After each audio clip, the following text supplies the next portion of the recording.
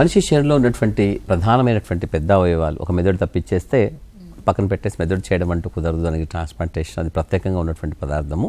So కాబట్టి కళ్ళు నేను చెప్పాను కదా, కళ్ళు అంటే మనం కార్నియా అంటాం. దాని కళ్ళు పైన నల్లటి భాగం పైన తెల్లటి పొర ఒకటి ఉంటుంది, తెల్లటి పొర, దాంట్లోంచి మనం చూడగలుగుతాం. ఆ రెండు కార్నియాలు, అలాగే గుండె, ఊపిరితిత్తులు, లివర్, కిడ్నీలు రెండు కూడా, అలాగే ఇప్పుడు బోన్ మ్యారో, బోన్స్, అలాగే ఇంతకుముందు చెప్పినట్టుగా గర్భసంచి లాంటివి చేస్తున్నారు ప్యాంక్రియాస్తో పాటుగా. అలాగే చేతులు కూడా ఇప్పుడు కొత్తగా కేరళలో కూడా చేతులు ట్రాన్స్ప్లాంటేషన్ చేశారు. చేయి పూర్తిగా తీసేసినటువంటి వ్యక్తికి కొత్తగా చేతులు అమర్చారు. చేతులు చక్కగా పనిచేయడం కూడా మొదలుపెట్టాయి.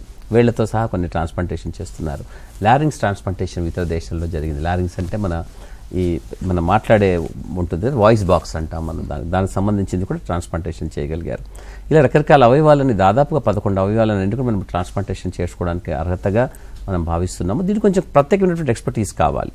అంత సులభ సాధ్యమైనటువంటిది ఏమీ కాదు. అంటే మీకు ఒకే ఇచ్చేవాళ్ళు ఇస్తూ ఉంటారు. కానీ ఉదాహరణకి ప్యాంక్రియాస్ తీసుకుందాం. ప్యాంక్రియాస్ లాంటి ట్రాన్స్ప్లాంటేషన్ టైప్ 1 డయాబెటీస్ అంటే చిన్నపిల్లల్లో షుగర్ వ్యాధి వస్తుంటుంది, టైప్ 1 డయాబెటీస్ అంటారు. అటువంటి వారికి, డయాబెటీస్ ఉన్నటువంటి వారికి ట్రాన్స్ప్లాంటేషన్ ప్యాంక్రియాస్ కావాల్సి వస్తుంది. కానీ ప్యాంక్రియాస్ ట్రాన్స్ప్లాంటేషన్ కొంచెం ప్రత్యేకమైన పరిస్థితుల్లో ప్రత్యేకంగా శిక్షణ పొందినటువంటి వాళ్ళు మాత్రమే చేయగలుగుతారు. అదొకటి. రెండవది, ప్రతి ఒక్కరు కూడా ఇంతకుముందు మొదట్లో ఉపోద్ఘాతంలో చెప్పినట్టుగా ప్రతి మనిషి వాళ్ళకి భిన్నమైనటువంటి శరీర తత్వాన్ని కలిగి ఉంటాడు. ఆ శరీరతత్వము అది జన్యుపరమైన నేపథ్యంగా ఏర్పడుతుంది. కాబట్టి వేరే వాళ్ళని తొందరగా నావి అని చెప్పి ఒప్పుకోవడం అంటూ జరగదు. ఇక్కడ హార్ట్ కానీ, లివర్ కానీ, లంగ్స్ కానీ మార్చిన తర్వాత కొన్ని సందర్భాల్లో వాళ్ళకి చాలా కష్టమైన సందర్భాల్లో అవి రిజెక్ట్ అవ్వబడుతున్నాయి. దానివల్ల చాలామంది తిరిగి బాగా కోలుకోలేకపోతున్నారు. అతి కోలుకున్న వాళ్ళు ట్రాన్స్ప్లాంట్ చేసుకున్న తర్వాత కొంచెం కష్టమైనటువంటి జీవితాన్ని గడపగలుగుతున్నారు. బహుశా అన్ని ట్రాన్స్ప్లాంటేషన్లకు వల్ల కిడ్నీ కొంచెం సులభ సాధ్యమైనటువంటి ట్రాన్స్ప్లాంటేషన్. బహుశా దానికి సంబంధించినటువంటి సైన్స్ చాలా గొప్పగా పెరగడము, మందులు చాలా సులభంగా తయారు చేసుకోబడ్డము, దానికి ఉన్నటువంటి పద్ధతులు చాలా సులభంగా ఉండడం వల్ల కిడ్నీ ట్రాన్స్ప్లాంటేషన్ చేసుకున్న వాళ్ళు మిగతా వాళ్ళ కంటే కూడా చాలా ఎక్కువగా ఉన్నారు. మన ప్రపంచంలో 40-50 ఏళ్ళు దాటినటువంటి వాళ్ళు, మన దేశంలో 30-40 ఏళ్ళు దాటిన వాళ్ళు, మన రాష్ట్రంలో 33 సంవత్సరాలు దాటిన వాళ్ళు, 37-40 సంవత్సరాలు దాటిన వాళ్ళు మన రాష్ట్రంలో కూడా ఉన్నారు, హైదరాబాద్ నగరంలో.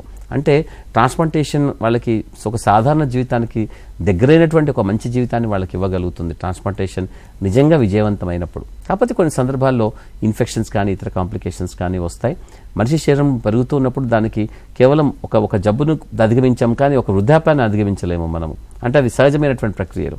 అలా వెళ్తున్న క్రమంలో వయసుతో వాళ్ళు కొన్ని వేరే మార్పులు వస్తాయి. కాబట్టి ఆ మార్పుల రీత్యా వాళ్ళు వేరే కాంప్లికేషన్స్, వేరే జబ్బులు తెచ్చుకున్నప్పుడు వాళ్ళ కిడ్నీ కూడా పనిలో పనిగా పాడవుతూ ఉంటుంది. కానీ ఒరిజినల్గా ఆ కిడ్నీ పాడవాలని అనుకోదు. ఎందుకంటే ఒక 20 ఏళ్ల వ్యక్తికి మనం ట్రాన్స్ప్లాంట్ చేసినప్పుడు ఒక 60 ఏళ్ళ దాకా ఉందనుకోండి, అది 40 ఏళ్ళు పనిచేసినట్టే. కానీ ఒక 50 ఏళ్ల వ్యక్తికి చేస్తే ఒక 60 ఏళ్ళున్నా అది 10 ఏళ్లే పనిచేసినట్టు అవుతుంది. సో కాబట్టి ఒక వ్యక్తి ఏ విధంగా ట్రాన్స్ప్లాంటేషన్ చేసుకున్న తర్వాత చాలా ఏళ్ళు బాగుండడం సాధ్యమవుతుంది అనుకుంటే అది కేవలం వ్యక్తిగతంగా అతని వయసు ఎంత, అతను ఎంత బలంగా దృఢంగా ఉన్నాడు, ఎంత ఆరోగ్యంగా ఉన్నాడు, ఎంత చక్కగా తన శరీరాన్ని కాపాడుకునే అవగాహన అతనికి ఆరోగ్యం పట్ల కలిగి ఉంది, అతనికి ఉన్నటువంటి మంచి ఆరోగ్యపు అలవాట్లు ఏమిటి, వీటి ఆధారంగా ఉంటుంది. కానీ సైన్స్ మాత్రం అందరికీ ఒకే రకంగా ఉంటుంది, అందరినీ ఒకే రకంగా చూస్తుంది.